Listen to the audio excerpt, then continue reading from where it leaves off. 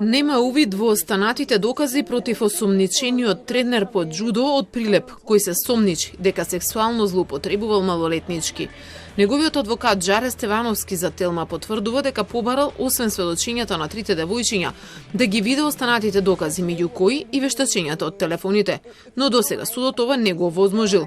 Доказите се очекува да ги подкрепат тврдењата на жртвите, телефонските пораки меѓу малолетничките и нивниот тренер кој е осомничен дека ги злоставувал се особено битни и за адвокатот кој се двоуми дали да продолжи да го брани.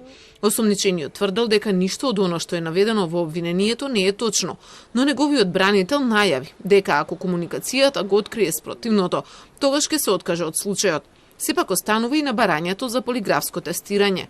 Пред 2 дена полицијата го приведе обвинителството побара, а судот одреди 30-дневен притвор за 46-годишниот маж џудо тренер и собственик на клубот, кој е осомничен за облјуба со злоупотреба на положбата.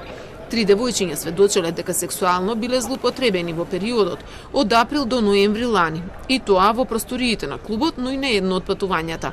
Тие се на возраст од 14 до 17 години и нему му биле доверени за тренирање и воспитување. При распитот по службена должност учествувале 2 социјални работници и слушале се што раскажала првата жртва. Доколку на некој од девојчињата е потребна сега психолошка поддршка поради оно што го доживеала во клубот, од Центарот за социјални грижи велат дека ќе работат со неа.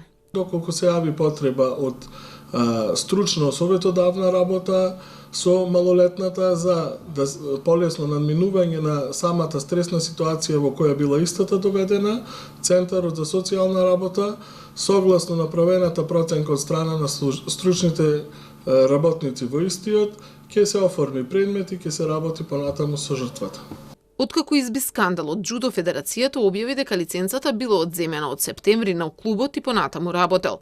Во меѓувреме, истрагата ќе треба да утврди дали има и други жртви кои се уште не се охрабриле да проговорат.